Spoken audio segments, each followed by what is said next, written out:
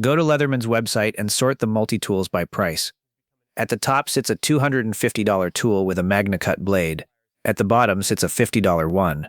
They come out of the same building in Portland, Oregon, they carry the same 25-year warranty, and they run the same lock mechanism. So whatever that extra $200 is buying, the factory isn't part of it, and neither is the warranty. That's the thing about multi-tool pricing nobody says out loud. The number on the tag tracks where a product sits in a lineup, which aisle it's standing in, and how long the tooling has been paid off. Build quality is further down that list than you'd like. And there's a second cost nobody prints on the tag. Past a certain price, you quietly stop carrying the thing. It ends up in a case or a glove box because losing it would sting, and the tool you can afford to lose beats the one you can't afford to risk. Durability is the fair objection to a list like this, and I'm not going to just tell you these are tough.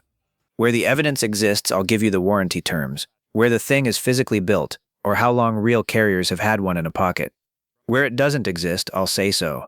9 multi-tools under $50 that should cost a lot more than they do.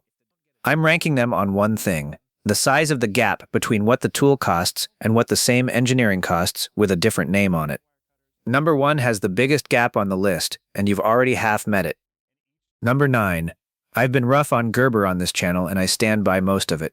The Dime is where they're honestly good, and I'd rather say that than pretend a brand is bad all the way through. $34.99 on Gerber's own site, and you'll find it in the 20s without trying hard. 2.2 ounces. Spring-loaded needle nose pliers, real scissors, and a dedicated blade for slicing clamshell packaging open without wrecking the knife edge. The comparison is a strange one, because its direct competitor is dead. Leatherman used to make the Squirt PS4, a keychain plier tool a lot of carriers still call the best one ever built, and they discontinued it in the autumn of 2023. Go look for one now. New in the box, they run from $60 up past $300 depending on how badly you want it, and Leatherman doesn't sell anything in that weight class anymore. So what the Dime is up against is an empty shelf and a used market with a $300 ceiling on it, and the Dime costs $35. Gerber's standing with serious carriers dropped far enough over the last decade that the whole line got repriced downward, and the Dime got dragged along with tools that deserved it a lot more than it did. On durability, the checkable thing here is the warranty. It's a limited lifetime warranty, and it does get honored. I know a guy who sent in a plier jaw that broke 13 years after he bought the tool, with no receipt, and got a replacement back without an argument. A Victorinox Classic SD has fewer tools than the Dime, and the ones it has are better made. We'll get there. If the Dime's weak point is that the steel is nothing special, number 8 fixes exactly that, for about $8 more. D2 tool steel, roughly $43. That's the entry. Leatherman puts 420 HC in almost everything it makes, from the $45 rev right up to the $160 surge. And you don't get a genuinely harder steel out of them until you're standing in front of the arc at $250.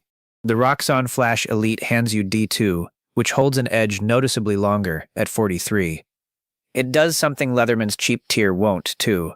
The outer implements fan out and lock one-handed with no fingernail required, and the pliers are spring-loaded with wire cutters you can swap out once you've chewed them up. That's a $100 spec sheet wearing a $40 price tag, and the reason it's affordable is the dullest one on this list. They sell it to you directly, so nobody in between is taking a cut. 2 things against it. It ships with a whistle and a flint rod, which in a city are about as useful as a snorkel, and I'd have rather had the room back. And this is the one entry where I can't give you the durability evidence, because nobody has a 10-year report on this brand yet. People like the scissors. They're split on how tough the pliers really are, until somebody's beaten on one for a decade that stays open, and you should know I'm hedging here in a way I'm not going to hedge later. Number 7. Go open the drawer where you keep your screwdriver bits. There's a handful of 1/4-inch hex bits in there. The standard ones, the kind every hardware store on Earth sells 4 to a pack. The SOG PowerPint takes those. There's a magnetic 1/4-inch hex driver built into the plier head, so the bits you already own just work. Now go look at what the Leatherman Surge runs. Leatherman uses its own flat double-ended bit format, and the complaint you hear from people who actually use them is consistent. Hard to source, expensive when you find them, and softer than they ought to be. The Surge is $160. The PowerPint lists at $58 and nobody pays list. I've seen it at Walmart in the 30s. 4.2 ounces, 5 inches closed, 18 tools. The plier head runs a geared hinge that gives it a jaw capacity closer to tools twice its size. I carried one for about 2 years alongside a folding knife, and what I noticed was that the pliers never once felt like a compromise, which on something that light is genuinely unusual. The durability evidence here is the strongest on the list, and I didn't have to go looking for it. 2 separate people I've talked to have run a PowerPint as a daily work tool, one for 5 years and one for 3, both of them tradesmen who use the thing rather than admire it. One of them retired a full-size SOG to a work bag because this replaced it. There's a design decision on it that will annoy you. To close a locked tool, you have to partly open a different tool in the same stack to release the lock. It's fiddly the first few times, and every owner I know landed on the same workaround inside a week and stopped thinking about it. I'll give you the minority view too. At least one carrier I trust thinks the whole tool is junk, and the pliers are the only part worth owning. He's outnumbered, but he isn't nobody. Same underlying story as the Dime, incidentally. SOG's reputation took a beating and the pricing followed it down, and this particular tool didn't earn that. That's 3 tools priced low because a brand had a bad decade. Number 6 is the opposite. Nothing has gone wrong for this company in about a century. 0.8 of an ounce, $24. The Victorinox Classic SD is made in Switzerland and covered by the Victorinox lifetime warranty against defects, which is the identical warranty covering the Swiss tool Spirit X at 130. 7 functions: a small blade, actual scissors, a nail file with a screwdriver tip, tweezers, a toothpick, a keyring. That's the lot. The scissors are why it's here, because they're dramatically better than the folded scissors on plier tools costing twice as much. Anybody who owns this and a Gerber Dime will tell you the same thing about them. The Dime wins on tool count and loses on how well each one is made. There's one small tool further up this list with even better scissors than these, and it costs twice as much, and that's a fair trade rather than a contradiction. Now the part that makes this the sneakiest value here, and it has nothing to do with the spec sheet. At $24 and under an ounce, this is the tool that goes to the airport with you. Screener puts his hand out, you hand it over, you don't argue, and you're not out anything that matters. Nobody has ever handed over a $200 multi-tool at a checkpoint without feeling it, which is why that one gets left at home on travel days, and this one doesn't. Victorinox has been building this exact size class for generations. The tooling stopped costing anybody anything decades ago, and the company has never once manufactured scarcity around it. Number 5 is the one you can't buy at a knife shop, and the reason it's cheap is the aisle it's standing in. The Leatherman Bolster is a warehouse club tool, a Costco item.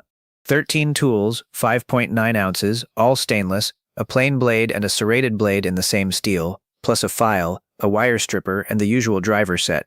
Club prices move around, and I've seen it listed in the 40s, with owners reporting they've caught it well under that on a markdown, so go check the shelf rather than trusting a number I give you today. What you're getting is the same 420 HC blade steel that's in the $130 Wave Plus, out of the same company, with the same 25-year warranty behind it. This is an actual Leatherman, not a look-alike wearing the shape.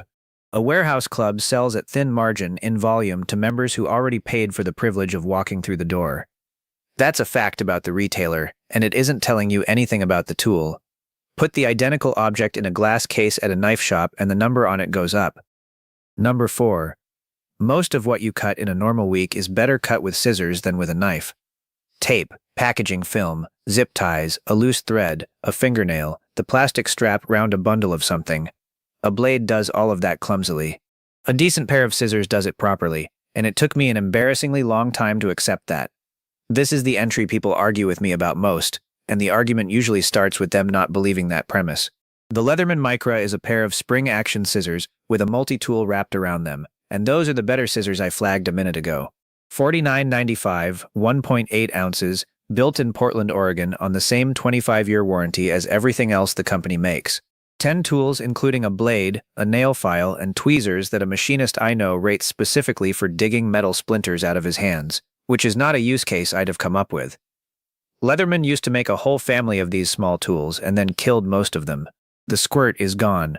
So is the Juice. And people hunting a used one tell me they're paying around $100 for a tool that does less than this one does. The Micra is the survivor, and it's still $49.95 brand new with a warranty from the company that built it, which is also why it's cheap, in a roundabout way. It got filed under grooming. It sits in a category nobody makes videos about, so nobody ever had to pay for the hype. The durability evidence on this one goes back further than anything else here. I know a carrier who's had the same Micra since 1999, and describes it as simply all he usually needs. Another abused the scissors until they finally gave out and rebuilt what was left into a keychain tool. 26 years is a long time for a $50 object. The counter-argument is fair, and I'll give it to you. Plenty of people will tell you a Classic SD plus a cheap plier tool covers everything a Micra does for less money, and they're not wrong. If you already own a Classic, you may not need this at all. If you own nothing, this is one purchase instead of two.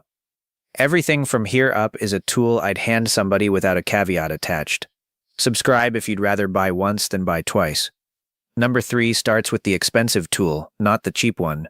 The Leatherman Surge is $160. It's built in Portland, Oregon, carries the 25-year warranty, and runs the same workaday stainless Leatherman puts in nearly everything. Leatherman's own spec sheet lists spring-action scissors on it, and it does not list spring-action pliers because the Surge doesn't have them. The Leatherman Wingman is $49.95. Same city, same warranty, same blade steel. Spring-action needle-nose pliers, spring-action regular pliers, spring-action wire cutters, spring-action scissors.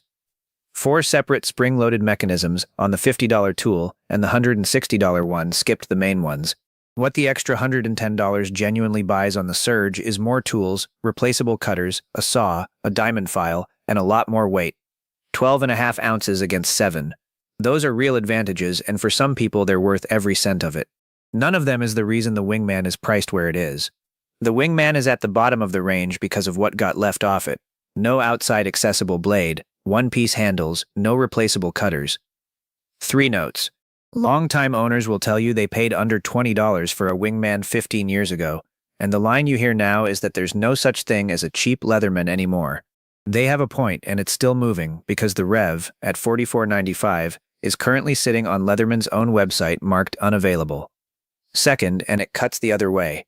I've beaten a Wingman hard enough to snap a screwdriver off it, and Leatherman replaced the whole tool, no argument, and all it cost me was the postage. At $50, that warranty is doing a lot of quiet work, and that's the durability answer for this entry. Third, a serious chunk of the community will tell you Leatherman's budget tier is the wrong place to save it all, and that you should skip the Wingman entirely and go to a Skeletool at $90. If you only ever intend to own one multi-tool, they might be right. If you want 3 of them in 3 places, this is the one. Which is exactly the behavior that makes number 2 make sense. People who buy tools at this price don't buy one. They buy 3. One goes in the glove box, one in the garage, one on the keys, and every one of them is there on the day it's needed. Nobody does that at $250 a copy, and that's most of the reason cheap tools win in practice rather than on paper. The Victorinox Rambler is that $35 tool. 10 functions, just over an ounce, a shade over 2 inches long, Swiss-made, lifetime warranty against defects. Small blade, scissors, a magnetic Phillips driver, bottle opener, wire stripper, nail file, tweezers, and a toothpick, in something that vanishes on a key ring. Hold it against the Micra we just looked at, because that comparison is the whole argument. The Rambler weighs less, does more functions, cost $15 less, and where the Micra's warranty runs 25 years, the Rambler's runs as long as the tool does. The next model up in Victorinox's own catalog, the Compact, is $59, and this one does most of what you'd actually reach for anyway. That warranty isn't decoration. I've spoken to owners who sent 20-year-old Victorinox tools back with failed pliers, and got them returned repaired, cleaned, sharpened, with the scratched scales swapped out, for nothing. There's no marketing budget behind this knife and no story attached to it, and there never has been. It's been made in enormous volume, in the same size class, since before most of us were born. Some carriers prefer the fancier Mini Champ and swear by it. Just as many own both and reach for the Rambler because it's thinner and they never miss the extra implements. I'm in the second group and it isn't close for me. And number 1 is the tool I opened this video with, sitting at the bottom of Leatherman's price list. The Leatherman Free T2 $49.95, 3.3 ounces, about 3.5 inches closed, 8 tools, the standard blade steel, and a pry tool I use far more than I expected to. The arc at the top of that list is $250, 20 tools, Magna Cut. What everybody talks about on the arc is the architecture. Every tool opens one-handed, from the outside, no fingernails, on a magnetic locking system that snaps shut with a click. I've handled one, and it is the nicest mechanism in multi-tools by a distance. The T2 is that mechanism. Identical magnetic architecture, one-handed outside access on every implement, 25-year warranty, same Portland factory, So the extra $200 on the ARC buys 12 more implements and MagnaCut instead of 420HC, and that's the whole of it. Now, 2 honest limits, and I want them up front rather than buried at the end. This one has 8 tools and no pliers. If pliers are why you carry a multi-tool, and for a lot of people they are, buy the Wingman instead. And the free architecture has real critics who are not wrong. Those magnets will collect metal filings if you work around them, and the line dropped a proper bit driver that some trades carriers genuinely relied on. I've said before that paying flagship money for magnets and motion is a bad trade, and I still think that. It's a bad trade at $250. At $50, it's the best one on this list, which is the entire point of ranking these by the size of the gap. And the reason it's cheap has nothing to do with corners being cut. It's the smallest tool in an architecture that cost a fortune to develop, and that development is spread across the whole range. The flagship paid for the engineering. The T2 inherited it and then got priced on how many implements are stuffed in the handles, which is a count that has no relationship at all to the part that took the money to design. So that's the gap. Same lock, same factory, same warranty, 1/5 the price. The 2 things that decide whether a multi-tool is still working in 15 years are where it was built and who stands behind it when it breaks. Those happen to be the 2 things the price tag moves least. What the money genuinely buys you is tool count, a harder blade steel, and a better story printed on the box. So if you've been putting this off because you assumed you needed to spend $130 before you owned anything decent, you don't. Start at 24 and put it in your pocket tomorrow. And I want to know which one you've actually worn out. Not bought, worn out. That's the comment worth reading.